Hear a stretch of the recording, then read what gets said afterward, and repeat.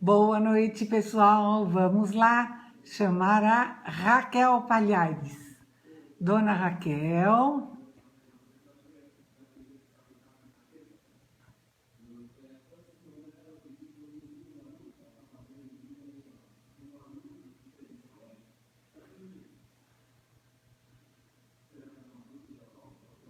Vamos lá chamar a Raquel.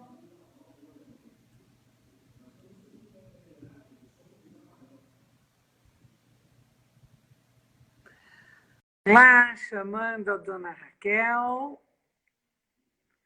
Vamos aguardar a Dona Raquel. Isso! Já Ei, chegou. Rosa, tudo Como bem? é que tá aí, Raquel? Tudo jóia, graças a Deus. E você? Tudo. Tá frio aí? Tá, deu uma boa esfriada hoje. E aqui também, de chuva, né? Mas já fazia bastante falta. Ah, tava fazendo muita falta, sim, com certeza. Eu também achei assim que já estava extrapolando as minhas plantas do jardim, né? Tudo secando. E é Mas curioso, né, que a gente tem tido vai, dias né, lindos, vai ficando áspero, né? Oi, verdade. gente, ficando. Oi, pessoal, bem-vindos. Oi, Débora. Isso, a nossa entrevistada de hoje é a arquiteta Raquel Palhares, figura ilustre daqui de Jundiaí, né, Raquel? Imagina, imagina, não, de A forma Raquel, nenhuma. ela tem uma profissão, além da de arquiteta, muito legal, que é a de levar, conduzir grupos de arquitetos pelo mundo, enfim, como ela diz, para viver e aprender. Né, Raquel? Vamos lá, como é que você se apresenta? É isso mesmo. Bom, pessoal, boa noite primeiro. Rosa, muito obrigada por essa oportunidade. É sempre um prazer conversar com você. Você sim é uma figura ilustre dessa cidade e a gente vive sempre aprendendo muito contigo. Então, muito obrigada por essa oportunidade. Acho que hoje a gente vai bater um papo muito legal. Bom, pessoal, sejam todos muito bem-vindos. Muito obrigada pela audiência virtual aí. Sim, o Meu pessoal oi, pessoal, vai, aí para vocês né? estão entrando. Eu estou vendo aqui o pessoal entrando. Eu vou me apresentar brevemente. Meu nome é Raquel, eu sou arquiteta, me formei faço uma conta, mas há mais de 20 anos. E desde que eu me formei, eu venho exercendo esse papel de facilitadora de arquitetos, conduzindo arquitetos ao redor do mundo na minha consultoria que se chama Artur. É uma pequena agência de viagens. A gente tem na Rosa Massorte uma grande parceira Com para as certeza. questões operacionais aí das nossas viagens, que funcionam muito bem, muito graças a esse braço que a gente tem na Rosa. Muito obrigada, Rosa.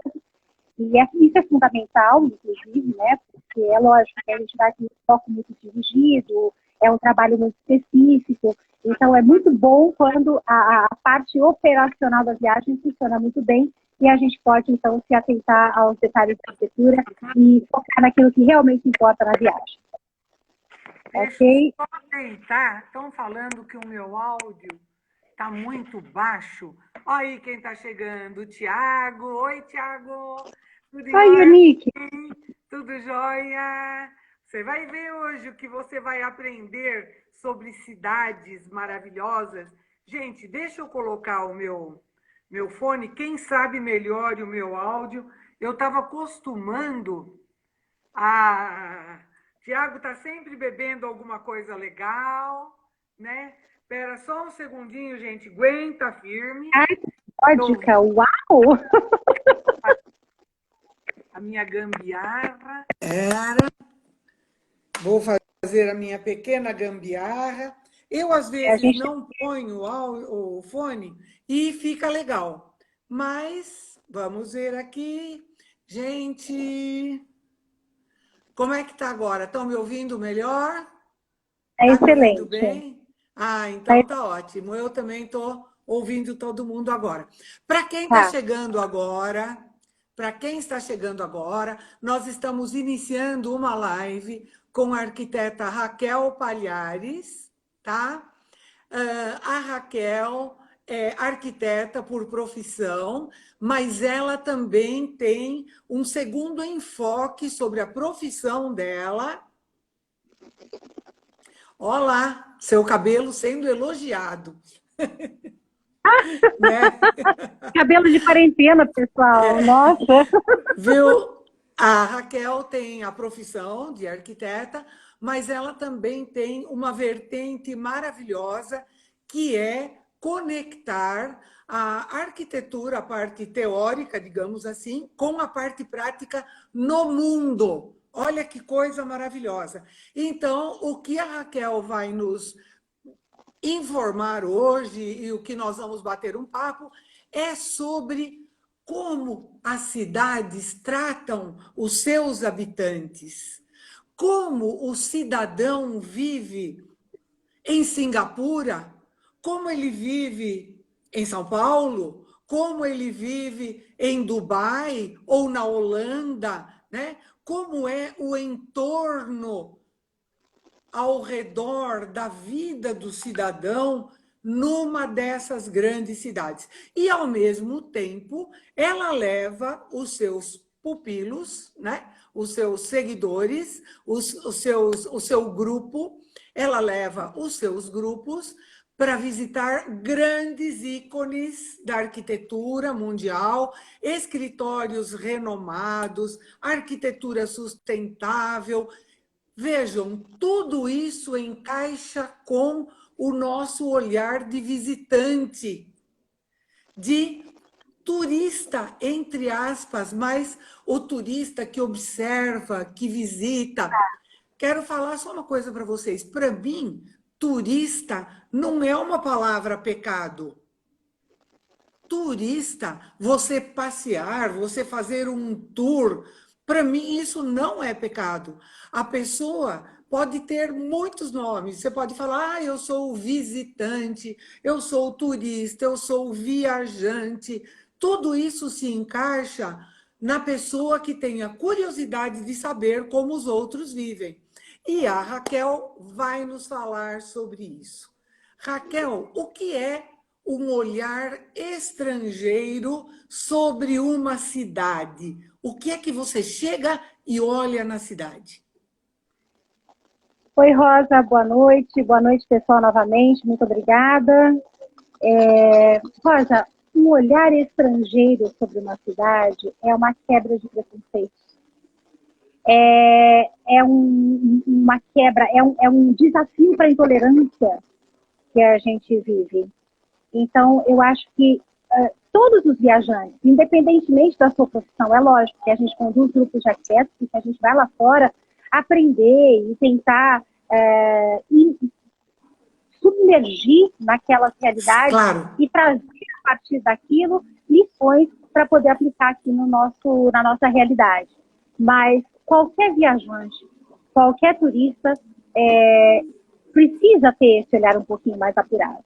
Né? Quando a gente vai à Alemanha e exige do alemão uma cerveja mais gelada, ou do catalão uma forma menos enérgica de falar, a gente não está vivendo aquela realidade. Né? Então, quanto mais a gente se desce, quanto mais a gente tira essa casca e esses impedimentos que não nos permitem viver aquela realidade do outro, melhor, com certeza, vai ser aproveitada essa viagem. Né? Eu costumo dizer que para ser um bom viajante, você precisa praticar muito a resiliência. Resiliência sim, é uma palavra que está muito em moda, né, hoje em dia. Né? É uma palavra que todo mundo tem emprestado da física, e a física dos materiais, na verdade, né, dizia que resiliência era aquele estado em que você pega um material e esse material ele é colocado à prova, ele é colocado a algum tipo de prova e depois ele retorna à sua condição normal, à sua condição inicial. Né? Depois isso foi extrapolado para a psicologia, depois isso foi extrapolado para a arquitetura, onde a gente hoje tem os edifícios resilientes, né? E a psicologia, as pessoas resilientes, que conseguem se adaptar às adversidades, né? E voltar após adversidades e grandes desafios. E eu acho que a gente pratica muito essa resiliência quando viaja.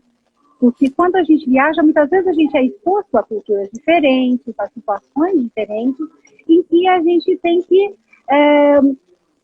aceitar e compreender e conseguir enxergar com um olhar diferente a cultura do outro. Não adianta simplesmente reclamar, mas não adianta também simplesmente se deslumbrar. Eu acho que o bacana é você começar a desenvolver um senso crítico sobre isso. Com certeza. Olhar, analisar e ver o que você pode aproveitar de tudo aquilo. Você estava falando sobre resiliência, mas as primeiras informações que eu tive fazendo comparações desse termo resiliente, que é você ser posto à prova e voltar, depois ser posto à prova e voltar novamente. Você lembra que, com certeza, você já leu A Arte da Guerra? A arte da guerra. Daquele general chinês, o Sun Tzu, o que ele fala? Siga o movimento do seu adversário. Ele te empurra, você vai junto, ele te puxa, você vai junto, e você volta para a sua forma, né? Então, há quase 3.000 anos, 2.500 anos atrás, esse general também ditou formas de adaptação, de sobrevivência, etc., que a gente usa os conceitos até hoje, né? Com certeza. Agora, É que, na verdade, a espécie humana, ela costuma adaptar o ambiente àquilo que ela necessita, né? Nós somos uma espécie que adapta o próprio ambiente àquilo que a gente precisa, né? Diferentemente de outras espécies. Então, quando você se depara com uma coisa diferente, essa adaptabilidade, essa flexibilidade que você precisa ter é muito maior, né? sim. Mas, Agora, diga, Rosa. no seu olhar de arquiteta e condutora de grupos de arquitetos, né? Então, todos têm essa base de formação, etc. Quando Sim, você escolhe uma cidade para visitar, vamos dizer, por exemplo, Singapura. Quer você vá para um evento, um congresso, uma conferência, ou simplesmente para desenvolver um roteiro, certo? Observando certos pontos importantes dos seus parceiros do grupo, etc. Quando você chega nessa cidade desconhecida para o seu grupo, mas conhecida por você, né? Por isso você escolheu. Quando você chega numa cidade como Singapura, por exemplo, o que é que você gosta de apontar para o seu grupo? O que é que você gosta de ressaltar? O que é que te encanta numa cidade quando você chega? Rosa, Singapura é um exemplo muito bacana esse que você deu. Porque Singapura, para nós, arquitetos, é uma grande lição. Porque, apesar de estar lá do outro lado, na Ásia, eles Aham. têm uma língua que a gente desconhece, uma cultura, uma comida, tudo é muito diferente. Eles têm uma similaridade conosco, que é o clima, que também é muito quente, é muito úmido. Então, para nós, como arquitetos, essa observação da forma como eles projetam, da forma como eles constroem, da forma como eles oferecem conforto para as pessoas nas edificações, é uma das coisas que a gente costuma apontar. Singapura é E uma grande opção de arquitetura para nós, por é esse muito motivo. diferente lá e aqui, Raquel? Sim, completamente. Eu acho que o foco principal, assim, a gente viaja muito, Rosa, você sabe disso. A gente viaja, já viajamos o mundo todo, Com sempre certeza. nessa vontade de aprender e de conseguir absorver e trazer ensinamentos que possam complementar, que possam nos ajudar como profissionais nos nossos projetos, principalmente o profissional urbanista, o profissional arquiteto. A gente vive 80% do nosso tempo no espaço construído. Então, quer dizer, e a gente não vai só buscando tecnologia, a gente não vai só buscando o novo material, a gente vai buscar lá fora as boas práticas E essas boas práticas, elas podem ser praticadas não somente na arquitetura, mas também no dia a dia de todos nós, porque eu acho que o grande ensinamento que fica não só de Singapura, mas principalmente na Singapura, é que o foco ali são as pessoas. Isso que eu acho que você fala e é da gente ficar de olho arregalado, né? O foco são as pessoas. O foco não é o governante da ocasião enriquecer, não é deixar o seu nome marcado em algum monumento estrambótico, não. O foco são as pessoas. E qual dessas características na arquitetura que você vê voltada para as pessoas, que você admira em Singapura, por exemplo, que você pensa, nossa, isso lá na minha terra seria maravilhoso. Você sabe o que é conforto? Quando você se sente confortável? Um pouquinho. Não, mas eu não estou falando daquele conforto da gente sentar no sofá e se sentir confortável. Eu estou falando daquele conforto térmico, acústico, de você caminhar por uma cidade que tem um clima parecido com o nosso, muito quente, muito úmido, e você se sentir confortável. Porque você tem os sombreamentos, porque você tem uma vegetação abundante dentro da cidade, o jardim, a praça, o parque, faz parte daquilo. Então, ali você se sente confortável. Segurança também, é lógico, é outro ponto. Com certeza, com Tudo isso certeza. Pulso deixa mais... firme. Sim, então, com certeza seria o conforto. Acessibilidade, né, é uma coisa que também falta nas nossas cidades, mas, gente, vejam só, quando a gente observa lá fora, porque isso tem muito a ver também com o turista convencional. O turista convencional, ele vai lá fora e ele fala, nossa, mas que legal, e ele fica, tipo, pagando um pau para aquilo, ele fala, nossa senhora, isso aqui, nossa, mas lá no meu país, tem aquela visão do Piniquim, entendeu? De que aqui não funcionaria. Mas sim, é possível a gente também transformar o nosso ambiente aqui, é possível também a gente transformar o nosso dia a dia aqui com pequenas atitudes e conseguir alcançar esses níveis de excelência, de boas práticas. Então, quer dizer, pode ser que, às vezes a gente acredita que não, que a gente não pode, não tem o poder de fazer nada diante disso, mas sim nós temos. Por exemplo, você vai construir a sua casa, você tem um terreno. E lá em Singapura, para você ter ideia, Rosa, qualquer empreendimento novo, existe uma lei de zoneamento que obriga você, a qualquer empreendimento novo, a área de terreno que você utilizar naquele empreendimento, portanto, que você construir, você tem que devolver impermeabilidade para a cidade. Então, daí é que surgem os tetos verdes, daí é que surgem aquelas fachadas vegetadas, entendeu? No próprio edifício. Existem leis em Nova York. Nova York eu acho que é uma das cidades mais de vanguarda do mundo. E ela sempre nos ensina muito. A gente vai, a gente volta, a gente vai de novo. E a gente vive indo a Nova York, porque Nova York é sempre uma grande escola. Né?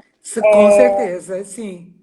Nova York, você tem espaços que são dados ao público, que são presenteados ao público e que são totalmente privados, que são mantidos pelos edifícios. Você tem edifícios privados que oferecem lá estruturas de banheiro, você tem aquele parque, aquela praça na frente dos edifícios que oferece aquele espaço e as pessoas realmente se apropriam disso, mas aquilo é mantido pelo próprio condomínio, você entendeu? É lógico, precisa existir uma força de lei para isso, né? Nesse caso, eu estou mencionando o Battery Park City, que é uma região na parte baixa de Manhattan, que surgiu ainda na década de 70, e mesmo lá não foi fácil. Naquela década de 70, quando eles ergueram as duas grandes torres principais do World Trade Center, que hoje já não existem mais aquelas, toda aquela terra que foi escavada dali, ela foi jogada ali na lateral e se criou um aterro, que é o Battery Park City. O Battery Park City, ele é, na verdade, administrado não pela prefeitura, ele é administrado pela Port Authority. que é a autoridade portuária. E ali, já na década de 70 e 80, foram feitas algumas leis que previam isso, que um edifício, ao se erguer, ele deveria cuidar do espaço público, que ele deveria promover, ele deveria oferecer o banheiro e tal. Esses edifícios ali dessa parte do Battery Park City, para você ter ideia, a maioria deles, no teto verde que eles conservam, eles fazem as suas próprias hortas, né? E com o material orgânico, com os resíduos orgânicos dos próprios moradores, que é transformado em adubo para fazer a sua horta e dali mesmo eles consomem. Então, quer dizer, mesmo lá não foi fácil. O primeiro edifício residencial, nesses termos sustentáveis que eu estou falando, ele surgiu em 2003. E em 1970 eles já estavam aterrando o Battery Park City. Olha quanto tempo demorou. Mas é possível. É verdade. A gente vê projetos maravilhosos, como também, e você também deve saber disso, mesmo em Nova York, aqueles espaços pequenos, como se fossem pequenas hortas, né? Com o seu portãozinho privado, onde as pessoas vão plantar suas flores, hortaliças e os vegetais, etc., de um espaço que seria público. Ela pode fazer perguntas, sim. O Tiago está perguntando sobre perguntas. Com certeza você pode fazer. Mas em muitas localidades que eu já visitei, mesmo de Europa, existem pequenos pedacinhos que são alugados ou, enfim, sorteados entre moradores do bairro, e que ele pode ir lá, pôr uma cadeirinha de sol, plantar o canteirinho dele, colher, certo? Às vezes ele tem a chavezinha, né, para entrar. Ele tem a chave. Exatamente, Faz parte da observação, entendeu? Esse olhar apurado, que não é só o arquiteto que precisa ter. Qualquer bom viajante consegue observar. Né? Qualquer bom viajante consegue observar uma boa prática que é feita em outro lugar e pode, de alguma forma, traduzir isso para a nossa realidade, ao invés de criticar. Ou ao invés de simplesmente se dobrar e falar, nossa, mas lá no Brasil isso não é possível. Não, gente, mas escuta, conversa com o pessoal do seu condomínio, vamos separar esse lixo. Em São Francisco, Rosa, muitos anos atrás, quando eles começaram com essa questão da separação do lixo, né, que a gente chama de reciclagem, mas que é a destinação adequada para todos os resíduos, em São Francisco, no começo, primeiro eles criaram um tipo de um IPTU verde que dava às pessoas essa possibilidade de, então, reciclar, separar primeiro, né? Porque não é a pessoa que recicla, né? Você separa o seu lixo e disponibiliza pela empresa contratada pela prefeitura ir lá e recolher e dar o destino certo. Enfim, as pessoas deveriam separar esse lixo, teria um incentivo por conta disso. E no começo também foi muito difícil. Há relatos, a gente teve em São Francisco algumas vezes já, né? Há relatos de colegas arquitetos que moram lá, que diziam, poxa, eu separava meu lixo. Aí o cara vinha e pegava. O meu vizinho que não separava, o que a prefeitura começou a fazer? Eles não pegavam o lixo, cara. Aí o próprio vizinho já ficava de olho naquele cara e falava, olha, eu acho melhor você separar, porque você precisa também cuidar do seu lixo, você precisa cuidar do nosso entorno. Então, foi assim, você entendeu? Que eles, hoje é uma coisa completamente incorporada no dia a dia deles. Todo mundo faz essa separação, o destino é... Existe uma empresa, dessas que são as empresas contratadas para a coleta desses resíduos, no caso, os resíduos sólidos recicláveis, e a gente teve a oportunidade de visitar uma vez em São Francisco, que eles ainda conseguiram encontrar alguns artistas plásticos que se tornaram separadores desse lixo e, a partir desse lixo, começaram a fazer arte. Então, quando você chega no escritório deles, são aqueles shapes de skate que viraram uma obra maravilhosa, resto de coisa de computador, né? Motocicleta. Coisas lindas. E eles usam isso, inclusive, como equipamentos, como coisas dentro do escritório, e se tornou um outro business. Já é um outro business das artes, entendeu? A partir dessa reciclagem. Então, isso é só uma das empresas, né? São várias, mas desculpa, Rosa, pode falar. O Tiago está perguntando onde você mora? Em São Eu moro em Paulo, São né? Paulo, Thiago. Eu moro em São Paulo E e eu moro tenho em aqui Jundiaí. isso. Agora, você está falando, mudamos o tema para lixo, por exemplo. Eu vi em cidades da Alemanha, cada quarteirão tem a sua lata de lixo. Eu não tenho casa em Nova York e eu acho que a Raquel também não tem Então, casa em Nova York. Senão você poderia ser nosso hóspede. com Mas certeza. sim, o Tiago é maravilhoso.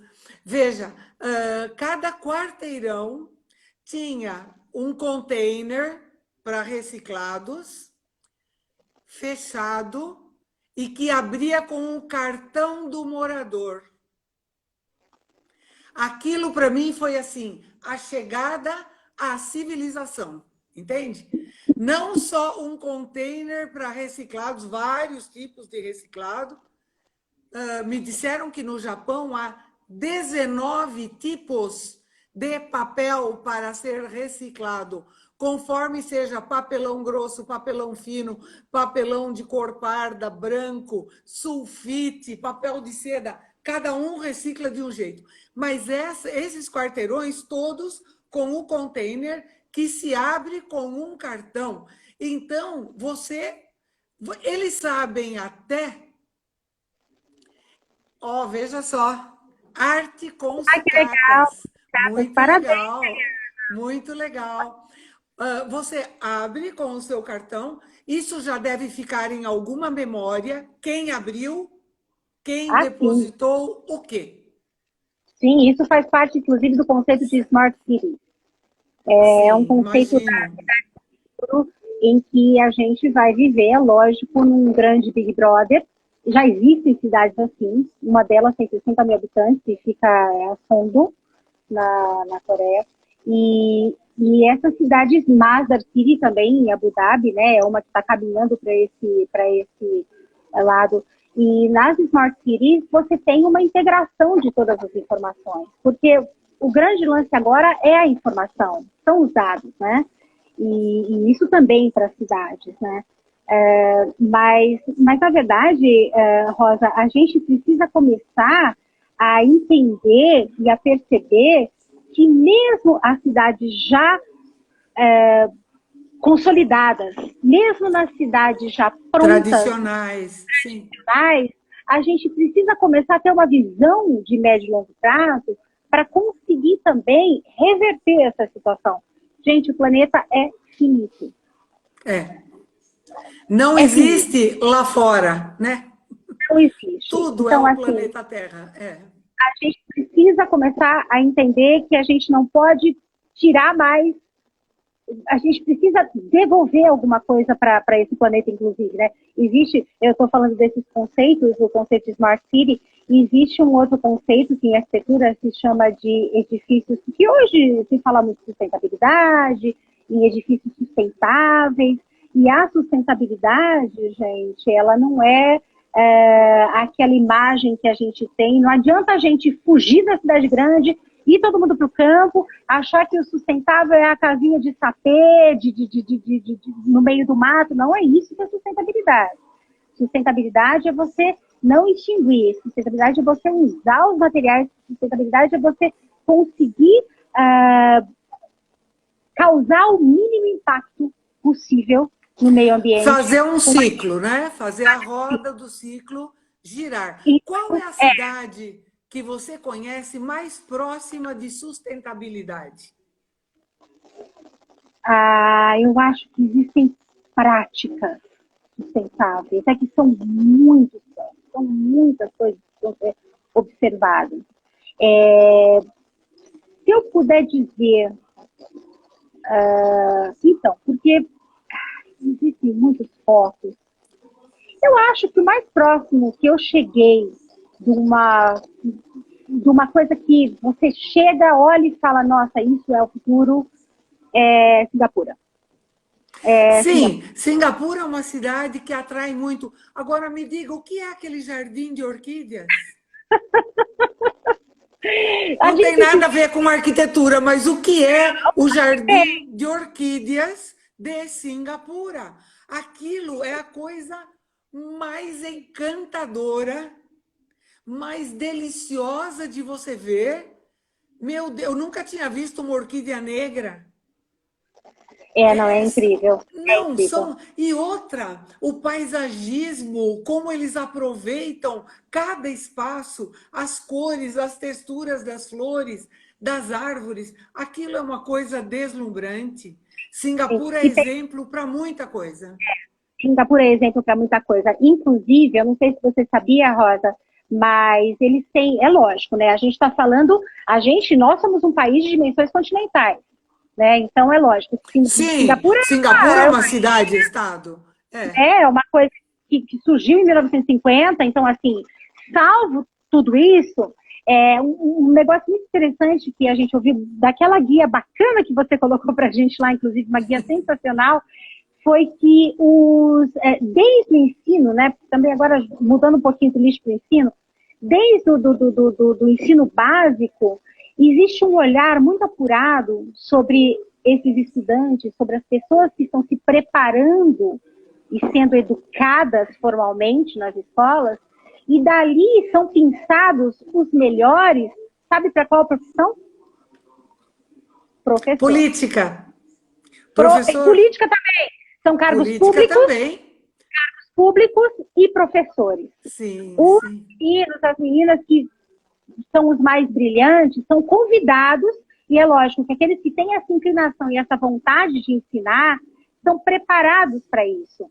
Eles dão as bolsas de estudos para o cara estudar fora do país, e eles vão ali estudar em outros países, fazer as suas graduações, pós-graduações, e depois voltam com esse conhecimento para ser ou professores de carreira daqueles que ensinam ou pesquisadores. E também as melhores mentes estão na política, estão em cargos públicos Sim, muito sim, bem remunerados, entendeu? E sim. nunca uma pessoa desperdiçada, tipo, não deu muito certo aqui, então vamos tentar ocupar, vamos tentar colocar um outro cargo para ver se aqui ela vai. É, Então, quer dizer, é. é Boa noite, interessante. o pessoal que está chegando. Boa noite. Nós estamos conversando aqui sobre um tema maravilhoso que é a vida nas grandes cidades. A nossa convidada de hoje, a arquiteta Raquel Palhares, que é nossa, boa noite, que é nossa Pessoal, convidada. Ela tem realmente uma visão diferente do mundo, porque tudo se conecta, né, gente? Tudo é a gente sair, se encantar com o que tem de bom, aproveitar para a gente, colocar em prática aquilo e, por que não, se educar também. Se educar é uma consequência maravilhosa da viagem. A Raquel monta grupos de arquitetos, é uma excelente parceira da Rosa Massotti Turismo. Ela leva os seus grupos com essa visão de arquitetos, mas com a visão também de viajantes, de pessoas interessadas no mundo.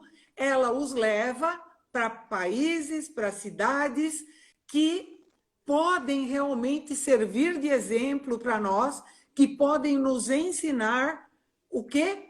Como tratar o cidadão, como tratar a pessoa em si, né? O ser humano.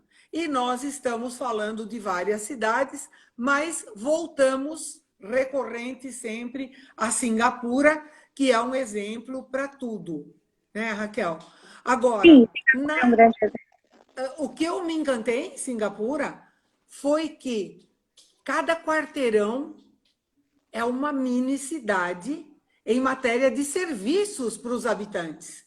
Então, o cara não tem que sair de lá para muita coisa. Lá tem escola primária, secundária, preparatória, de universidade, né? O colegial. e a rede de hospitais, e os supermercados, e o jardim para você fazer o seu Cooper, e academias. Ou seja, cada bairro ele oferece ao morador, ao cidadão, aquilo que primeiro você falou, o conforto. Sim, sim. Você está bem assistido. Assistido. E esse é um dos princípios da sustentabilidade. Você conseguir ali no seu bairro, né, na sua comunidade, a cidade pode ser gigante, mas ali naquele seu bairro, naquele seu núcleo, naquele seu quarteirão, você conseguir fazer as suas atividades e você conseguir desenvolver, né, o seu trabalho e tudo naquele seu núcleo é muito importante para os deslocamentos, é muito importante você consumir daquele pequeno produtor ou daquele pequeno comerciante que fica ali no seu bairro. Então, o consumo também é outra coisa muito importante. Sim, são vários os ensinamentos, mas existem outras cidades também, Rosa, que Claro, são de vamos vanguarda. lá. Eu fiquei muito encantada, essa semana eu estava lendo a Viagem e Turismo, com uma coisa que eu ouvi sobre Barcelona.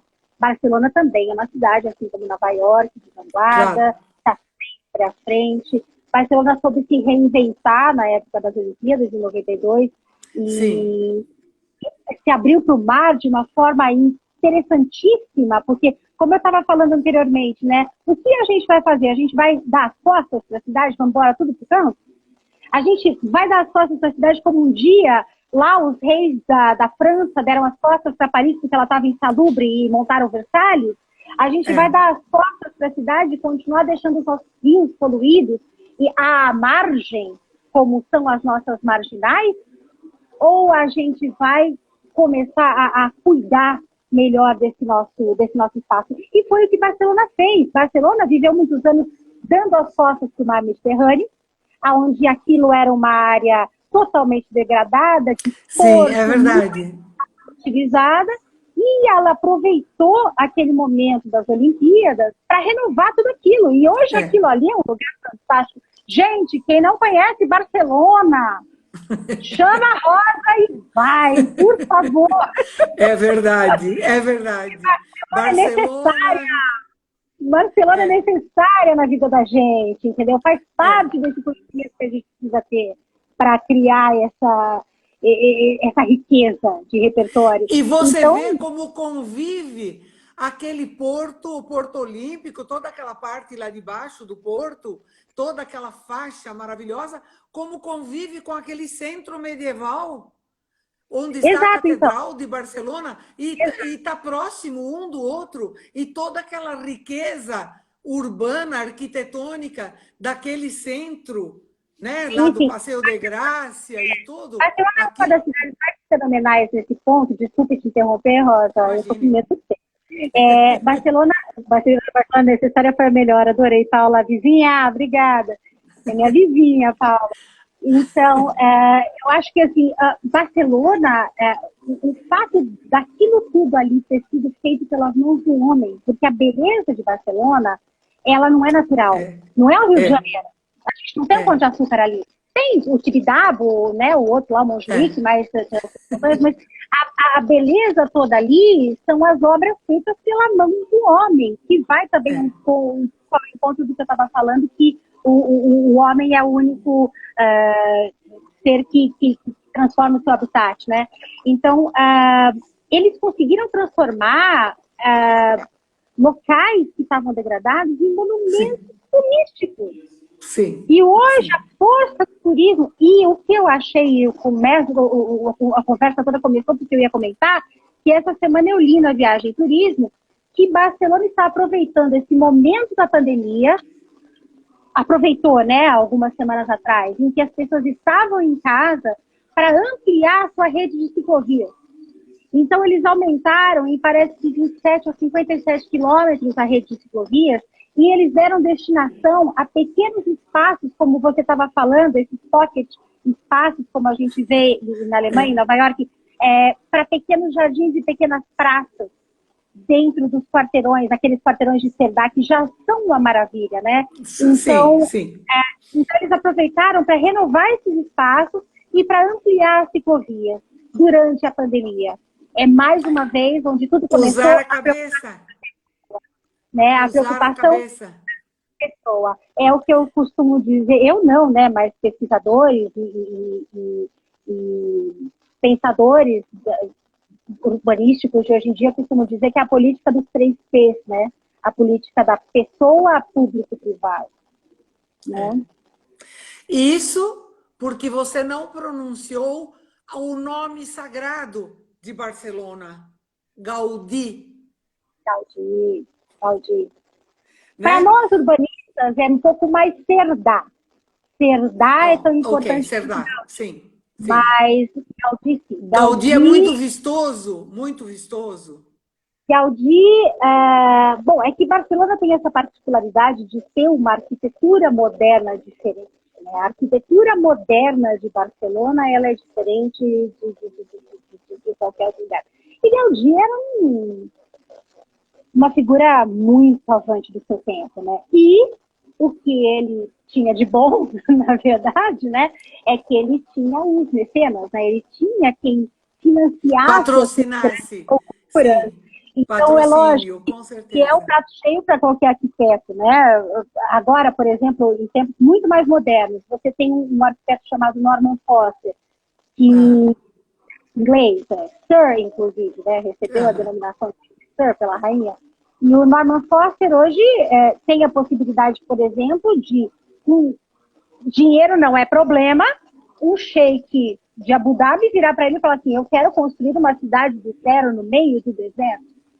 Esse é um novo Gaudí, né? Então, quer É. dizer, e Gaudí também era um pouco nessa linha. Então, o que permitiu a Gaudí fazer aquelas grandes obras, né? E, assim, um grande mérito, porque realmente era uma pessoa muito visionária, foram os seus mecenas, né? Sim, E que muito são do que sempre importantes. sempre, Quer sempre queira, quer não queira, tem que ter um patrocinador, né? está A na não Bíblia. ser, exatamente, você tem que ter um patrocinador, a não ser que você tenha nascido no século V antes de Cristo na Grécia. É, é. Aí você tem um Fídias que não precisava. Oi, tá chegando, gente. Você tem Oi, um pessoal. Fídias que não precisava de patrocinadores. Mas hoje, realmente, e falando como leiga também agora, às vezes você começa a ver muitas coisas no mesmo estilo. Muitas coisas. Empesteou, no bom sentido, empesteou o mundo aquelas pontes do Calatrava, Ah, sim. não é? São arquitetos metaleiros. É até lindo, claro. Quem sou eu para falar alguma coisa? Nada. Mas Uhum, você vê aquelas pontes do Calatrava desde Buenos Aires. uhum. Eu acho que até no norte da Noruega ele Ah, andou com certeza, fazendo alguma coisa, com né? certeza. Mas às vezes certos arquitetos com muita fama, que nem aquela Zaha Hadid, ela tem coisas, tinha, né, coitada, já morreu, né? Mas é impressionante o que a Hadid fez de coisas bonitas. O Jean Nouvel com aquele museu de Abu Dhabi, o Louvre. Maravilhoso. A gente visitou a obra. A gente foi na obra daquele museu. Ah, eu não acredito. Já fui algumas vezes lá, fui um pouco depois da inauguração também, mas a obra eu não vi. A obra eu não vi. Aquilo É, é um rendilhado, aquilo é uma coisa maravilhosa.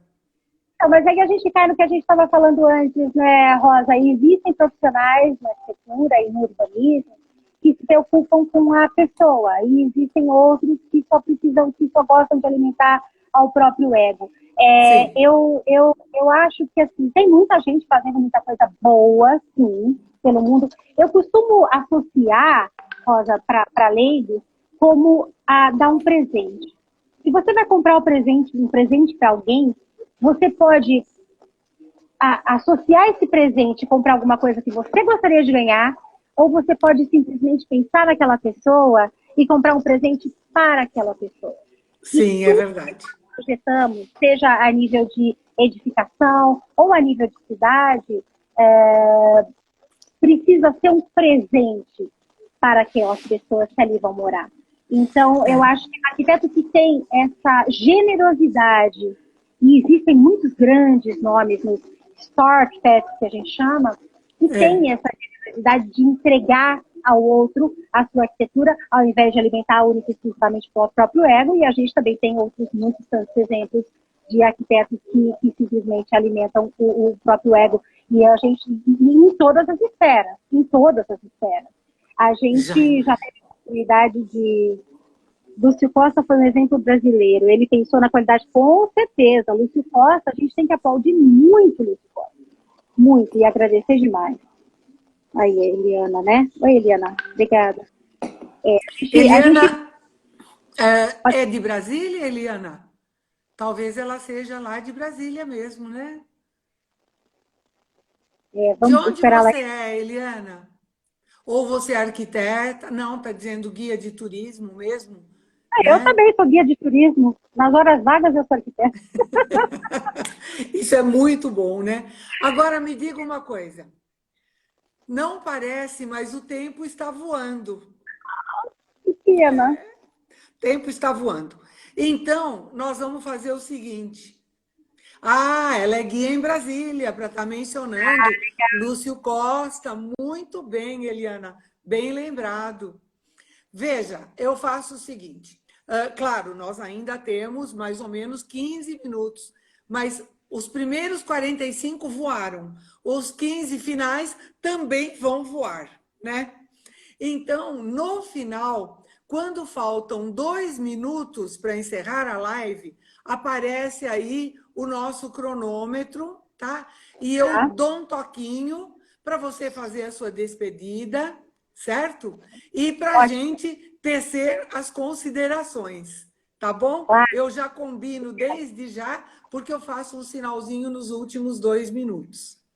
Agora, me diga, atualmente, se você tivesse que dar uma ideia para um grupo de arquitetos, ou mesmo para os que estão interessados em conhecer tanto monumentos como obras de arquitetos famosos ou voltadas para o bem-estar social, que cidade você indicaria, Raquel? Nós não falamos de nenhuma cidade da Europa até agora. Não há nenhuma aí nos top 10. Falamos de Barcelona, falamos de Paris. Olha, Rosa, depende muito do foco. A gente Paris tem você não falou. Paris a gente vai falar agora, então. Outra cidade necessária. Mas eu digo o seguinte, existem vários focos. Nessa consultoria que a gente faz na agência de arquitetura, a gente tem diversos tipos de público. É muito heterogêneo na sua homogeneidade. Então, assim, se são estudantes, você precisa de lições de arquitetura e você precisa ir a certos lugares onde você vai fazer uma imersão na história.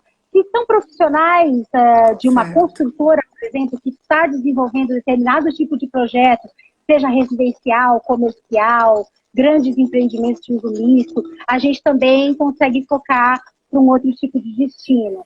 Se são, às vezes, associações de classe, arquitetos que vêm em grupos de colegas arquitetos que vêm com a família, que vêm com mulher, que vêm com filhos, e querem conhecer um destino, a gente também tem que pensar nos dois lados, num lugar que favoreça todo mundo.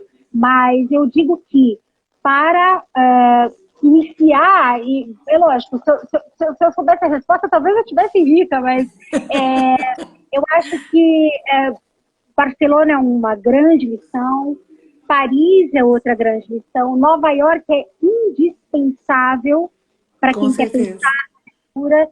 E aqui na América Latina, eu tenho me impressionado muito com a Colômbia.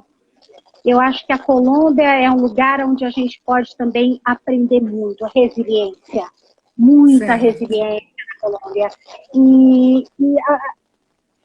Poxa, nossa, e a grande montanha-russa do negócio, o lugar onde a gente toma um chacoalhão, com certeza na Ásia, e eu diria o Japão. O Japão é uma lição de vida, porque... Em que sentido, Raquel? De novo, voltando no foco das pessoas.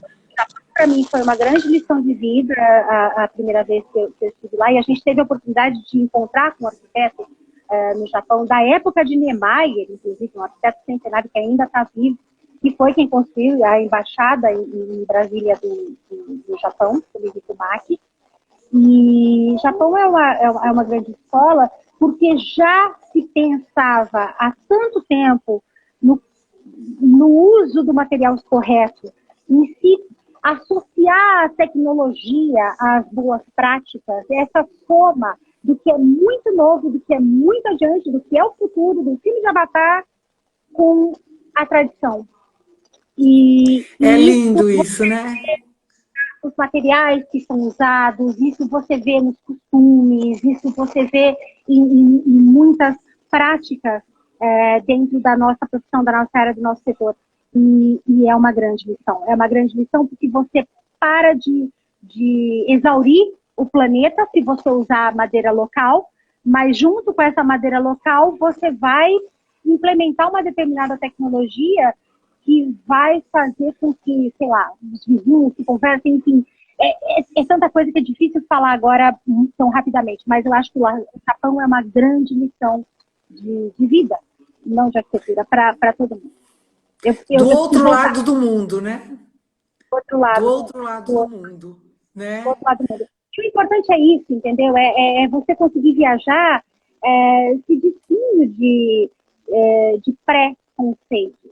O bom viajante é aquele que se desce desses pré-conceitos e consegue tirar alguns ensinamentos daquilo. A nossa bagagem, gente, ela não é só feita do que a gente compra lá no Woodbury, no Spring, no Outlet. A nossa bagagem é feita de muita coisa. Vamos olhar o lixo do vizinho e falar, nossa, será que lá no meu condomínio eu não consigo começar a separar assim também? Será que a gente não consegue fazer uma hortazinha igual a essa? Será que a gente não consegue ser um pouco mais solidário, como são os alemães que colocam um móvel na rua e o cara que está precisando vai lá e pega aquele móvel, aquelas feiras ao ar livre, o consumo, o alemão consome de uma forma muito inteligente, né? E, bom, enfim, são várias lições que a gente pode aprender, como você misturar o público e o privado.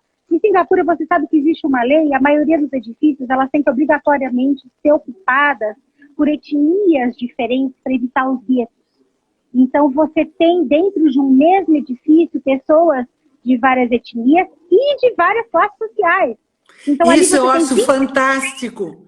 Fantástico. Tem que ter habitação social. Dentro do mesmo prédio onde vive o rico, vive o pobre. Às vezes, a empregada babá do seu filho vai descer só e atender o seu filho no mesmo condomínio. E, gente, qual é o problema? É viver com essa diversidade. Eu acho que o grande ensinamento é isso. É viver, aprender com essa diversidade. Olha, como sempre, a gente vai chegar numa conclusão comum. É viajando que a gente também aprende. Não é só aqui, não é você se voltar só para os problemas locais ou para soluções locais. Viajando também se aprende e muito. Vejam só o que nós aprendemos hoje. De início, as pessoas podiam pensar, mas conversar sobre arquitetura?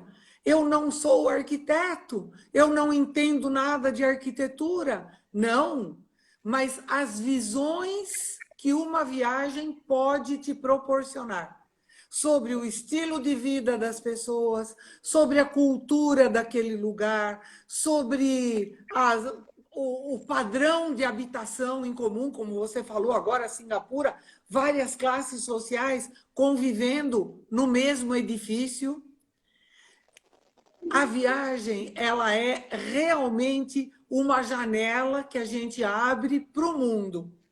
E se você tiver os olhos do viajante consciente, você vai olhar e aprender. E você tem que ter você tem que ter... Obrigada, obrigada, gente. Obrigada, Amei gente. que vocês estão Ai, aqui que delícia. também, Carinho certo? bom.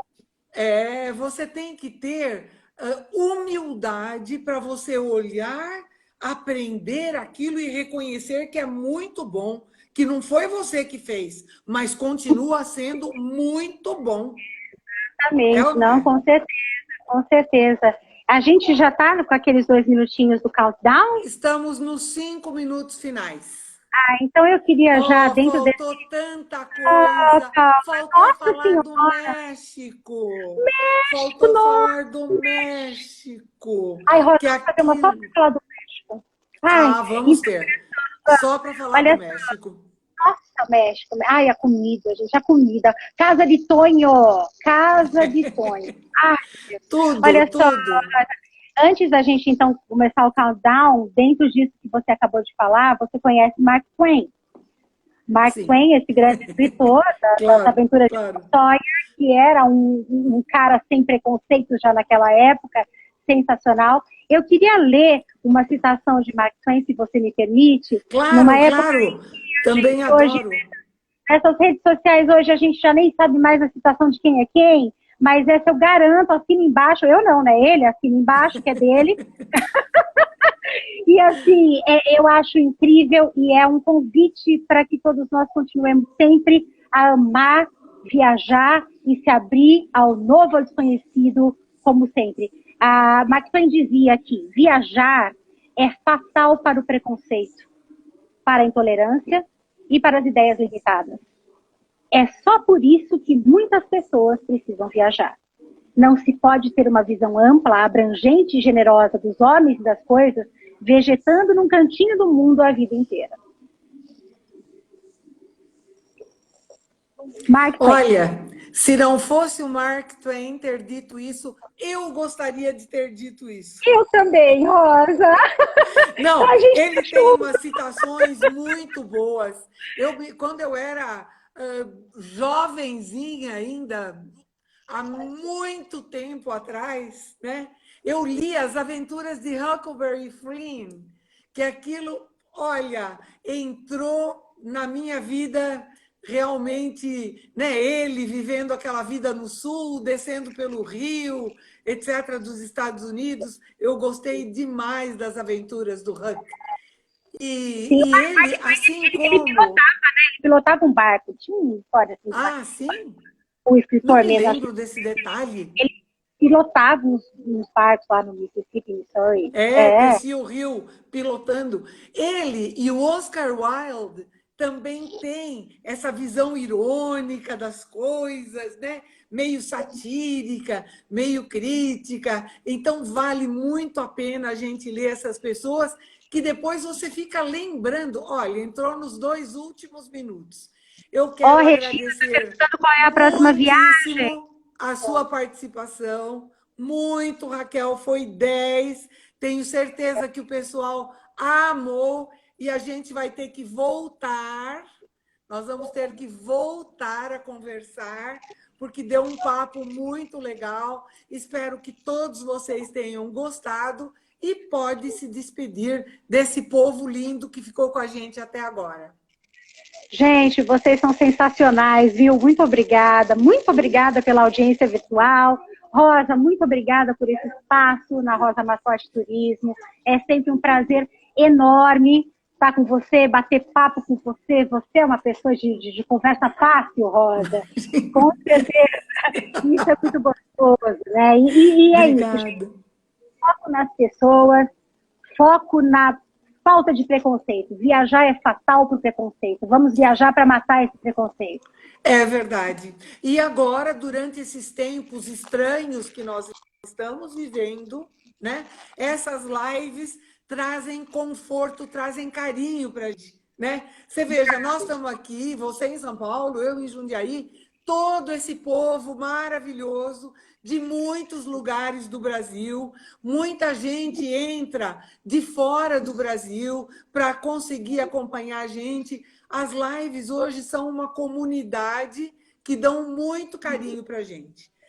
Então, um beijo, para você, para todo mundo que ficou com a gente. Beijo grande, E nós Rosa.